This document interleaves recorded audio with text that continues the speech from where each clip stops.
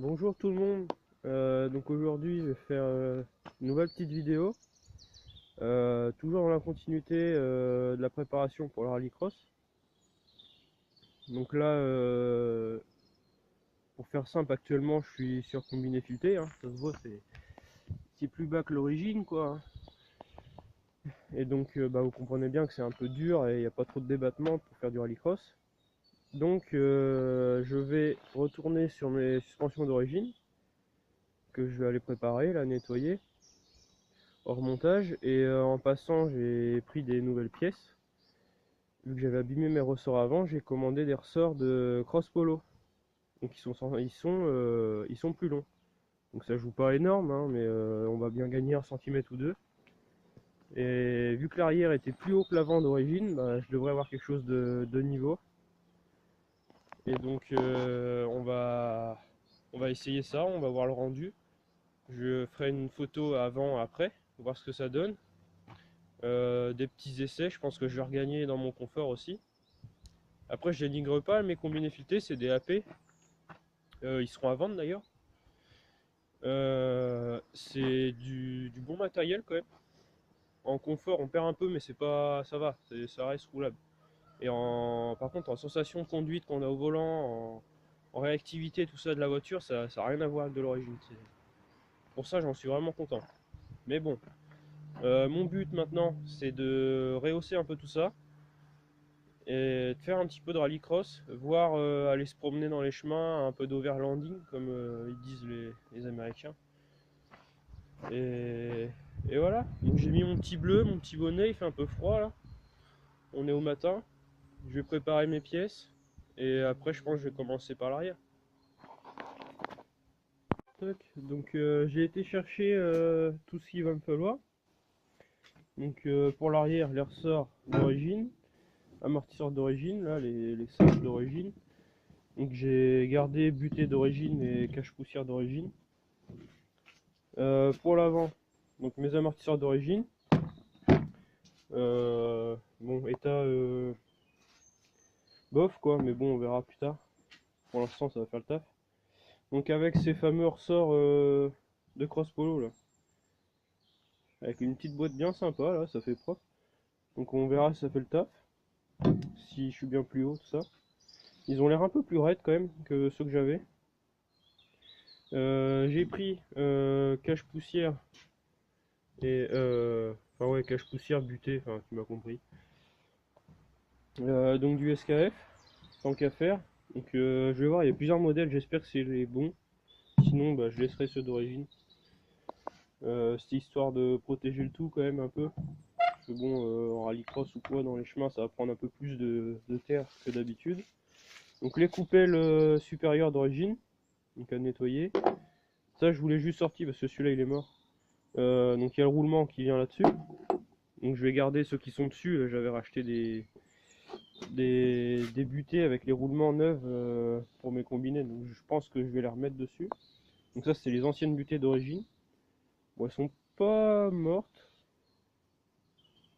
Bon, elles ont 60 000 km quoi d'usage normal. C'est pas mort, donc je les garde. Et ça c'est les caches qu'il y a au-dessus. Ceux qui penseraient que ça sert à rien, c'est faux. Ça sert à quelque chose. Avec les combinés là, j'ai plus la bonne taille en haut pour les clipser. Et je me suis aperçu que j'ai de l'eau dans les coupelles supérieures. Donc ça doit rentrer avec le pare-brise là-haut. Donc faut bien, je vais les remettre du coup. Ça sert à quelque chose. Donc j'ai plus qu'à tout nettoyer là. Faire ça propre avant de remonter quand même. Et voilà. Donc je reprends, j'ai mis la voiture sur chandelle. Donc des deux côtés. Il faut caler les roues avant bien sûr. J'ai posé les deux roues arrière. On va pouvoir attaquer à démonter l'amortisseur. Du coup, je vais démonter la vis là de chaque côté. Comme ça, je peux descendre après mon train arrière qui est retenu par mon petit cri là. Comme ça, je vais pouvoir le descendre. Après les ressorts, je vais pouvoir les retirer. Donc vu que j'ai des combinés, j'ai une petite vis là. Hop, je vais sauter la vis. Je retire le ressort. Après, il faut démonter les deux vis là. Ça, on fait tomber le palier avec l'amortisseur.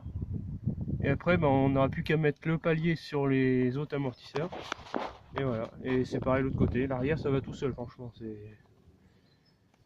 ça va très vite. Tac. Donc ça y est, tout est démonté à l'arrière. Donc juste pour vous montrer, pour ceux que ça intéresse, comment que ça se compose. Donc il y a le petit toc cache-poussière qui vient là.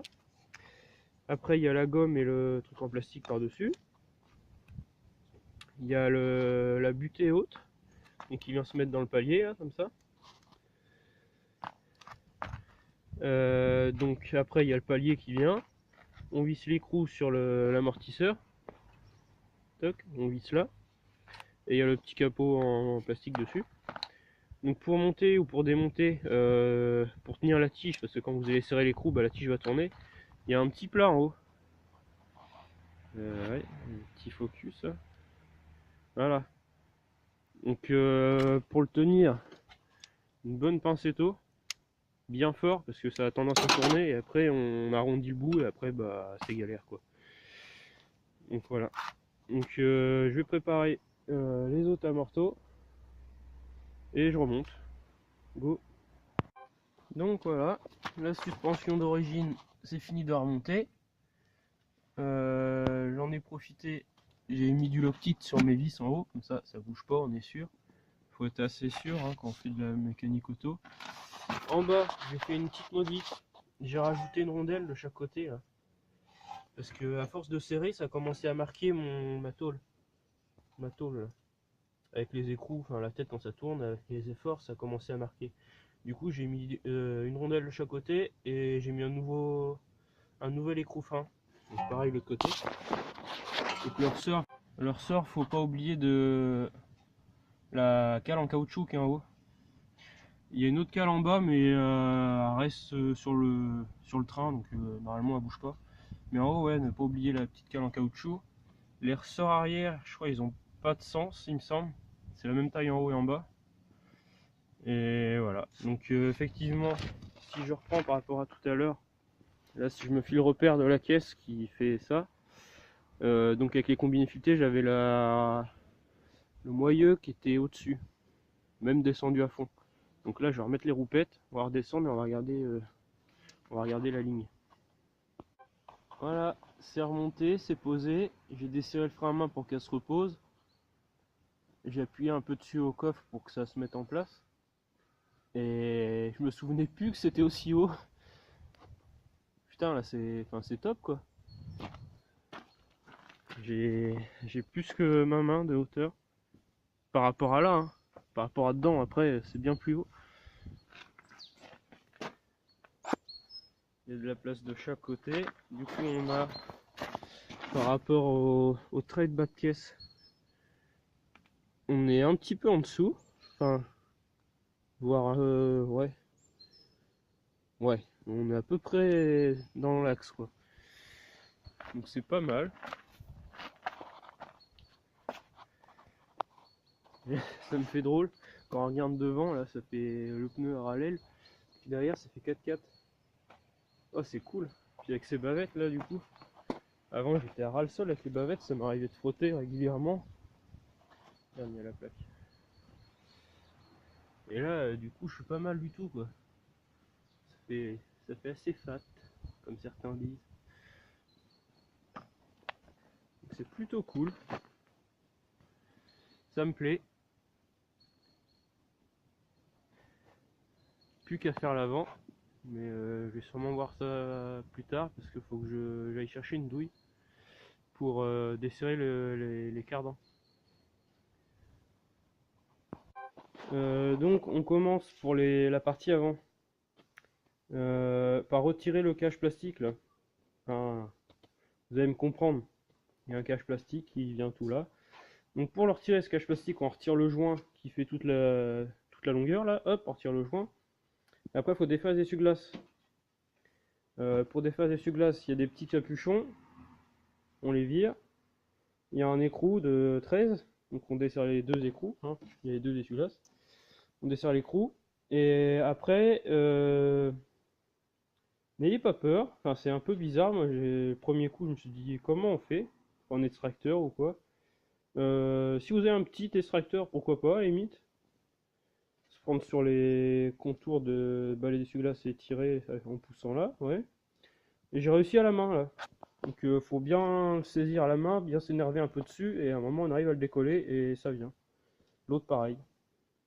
Donc après le cache en plastique il est juste clipsé, donc on tire doucement dessus, hop, et ça se décolle. Comme ça on a bien accès pour défaire après notre fixation supérieure de la coupelle. Donc bah, j'ai bien avancé.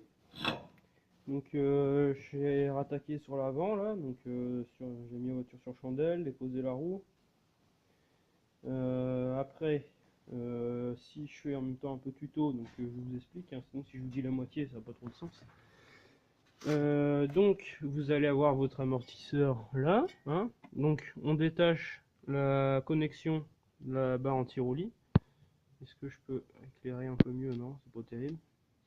Enfin bref, là il y a un écrou de 18, donc on le retire, ça va bien. Le petit, putain vous voyez mal, hein. Le fil ABS là, hop, il y a juste à tirer dessus. La durite de frein, il y a un petit clip, sortir ça avec une pince, on pousse la durite, après on la retire.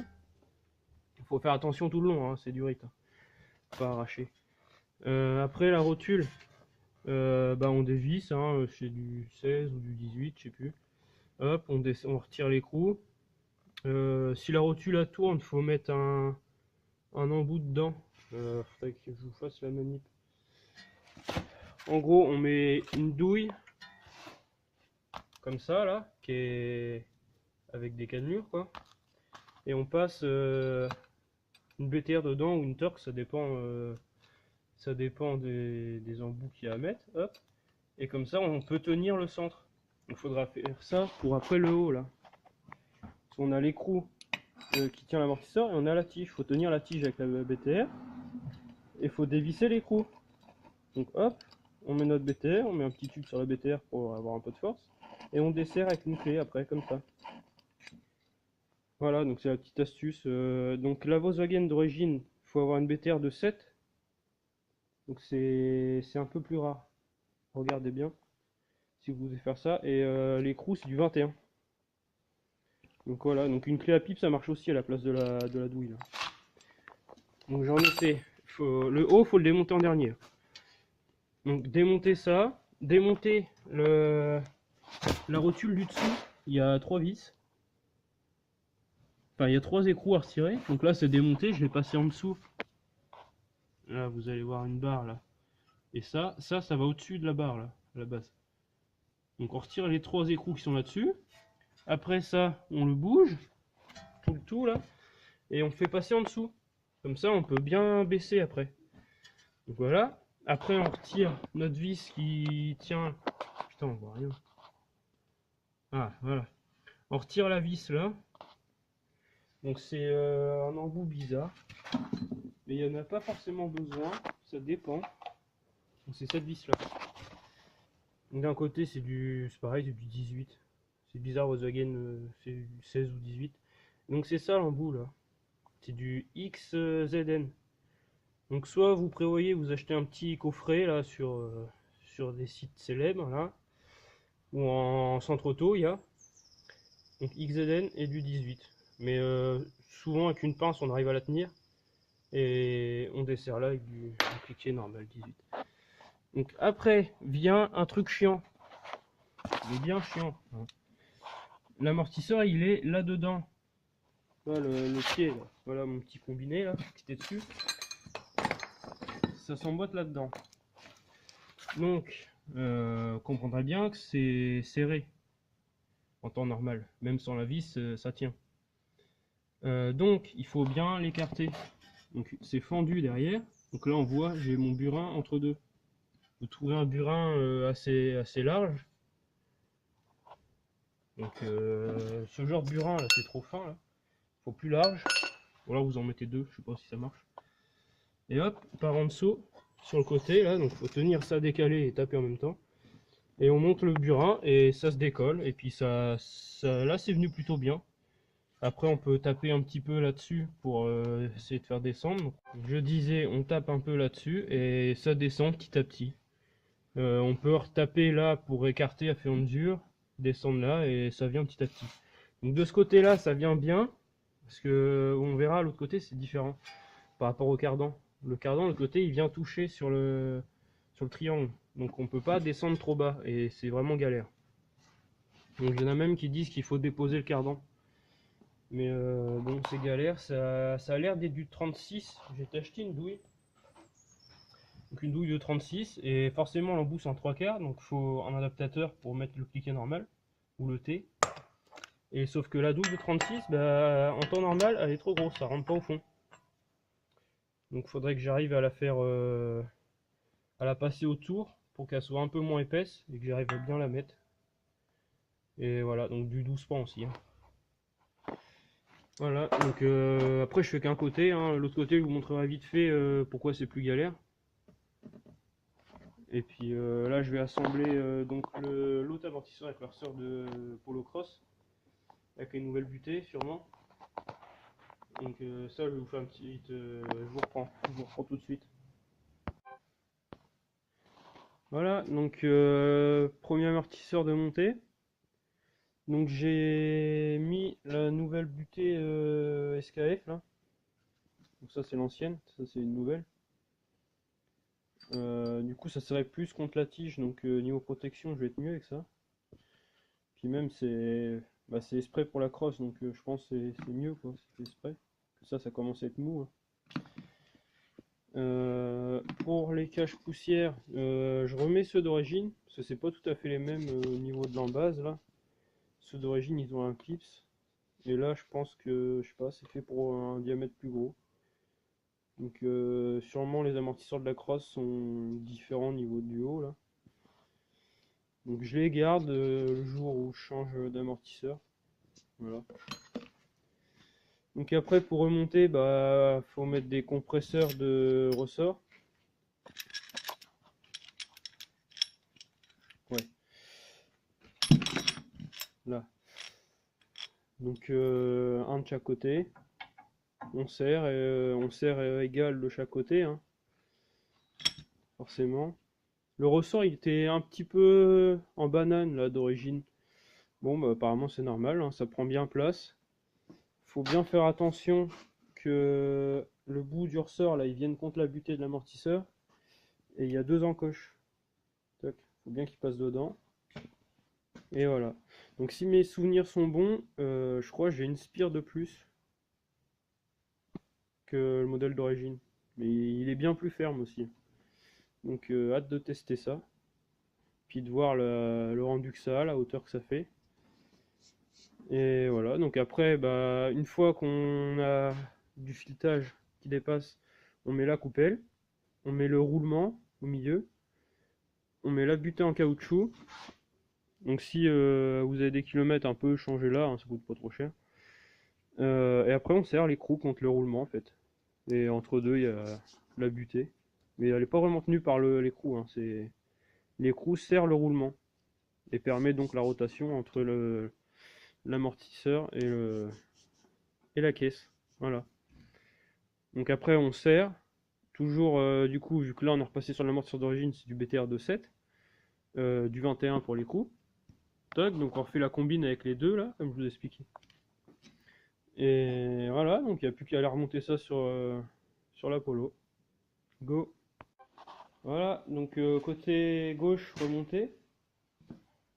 La coupelle supérieure, j'ai juste approché sans serrer fort.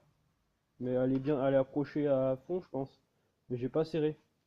Je serrerai quand je serai bien posé au sol, parce que là j'ai encore la chandelle de l'autre côté et ça fait que je suis encore aussi haut.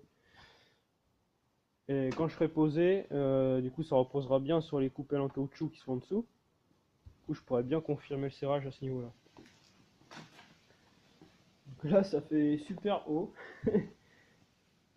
On verra quand on baissera le tout, mais que ce soit comme ça serait bien drôle, mais bon, ça va redescendre. Donc là, l'autre côté, j'ai juste attaqué, j'ai démonté la roue, puis j'ai déconnecté la barre anti-roulis là. donc la sway bar pour les intimes en anglais. Putain, je viens de voir que j'ai une vis de dévisser. Ça, je vais remettre ça en même temps. Toc, bon bah là on reprend, pareil que l'autre côté, hein, les flexibles, toutes les vis, enfin la vis de l'amortisseur, la vis en dessous, et puis sortir l'amortisseur, et puis enfin l'ensemble, et puis voilà. Donc voilà, côté droit terminé. Ça s'est mieux passé que j'aurais cru. Donc là c'est la troisième fois que j'ai fait de changer changer la suspension. Et ça a plutôt bien été. Bon bah tant mieux. J'ai pas trop été embêté avec le cardan là. Donc faut bien démonter la rotule et les trois vis en dessous pour bien avoir de la place et puis ça se fait bien. Donc voilà, c'est remonté, la voiture est posée, j'ai resserré mes deux coupelles supérieures. Donc j'ai un petit jeu entre la coupelle et la caisse, mais bon, ça devrait aller.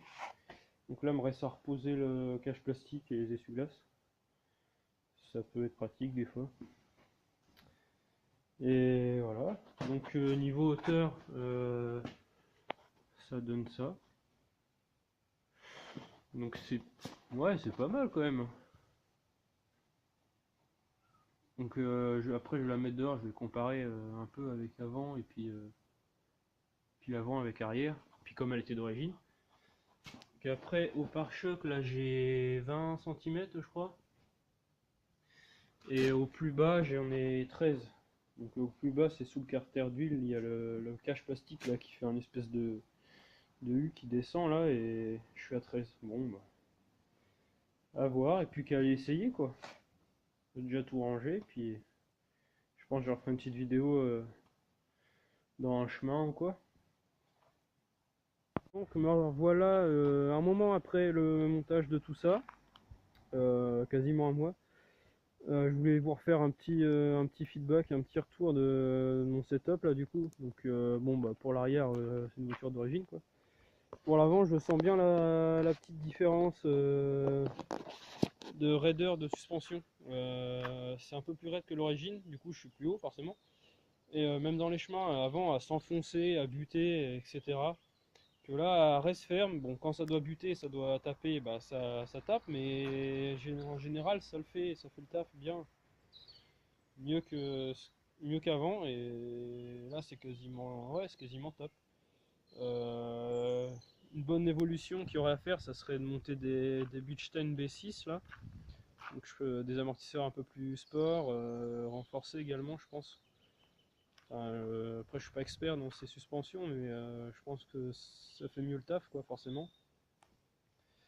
Pour pas être trop long, sinon j'utilise maintenant bah, quotidiennement. Je peux faire un chemin ou deux. Des fois, ça me fait des raccourcis ou des choses comme ça. C'est top. On s'amuse bien avec. Ouais, voilà, tous les jours je peux faire du chemin. Donc, prochaine évolution, ça serait de changer ces pneus là. Parce que là, c'est du pneu classique, quoi, du pneu Michelin classique qui commence à être bien usé. Bon pneu, parce que c'est les pneus d'origine, quand même, la voiture elle a 90 000. Bon, ils ont séché, c'est pas terrible, hein, on est d'accord. Donc, sur du Michelin Cross Latitude, j'ai vu, donc en 185-65 R15.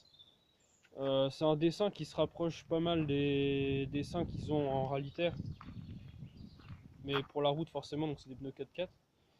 Donc je pense que je vais partir là-dessus par la suite pour mes roues rallycross du coup. Pour le rallycross, on a trouvé un petit terrain sympa là. On va essayer d'essayer ça avec un ami et peut-être plusieurs autres d'ici quelques semaines. Ce week-end, rallye tout terrain du Gâtinais tout près. Donc on va aller voir ça. On a repéré deux spéciales avec l'Apollo. Bon, ça a été, je passe partout, sauf que bah après dans les grosses bosses forcément ça va pas bien.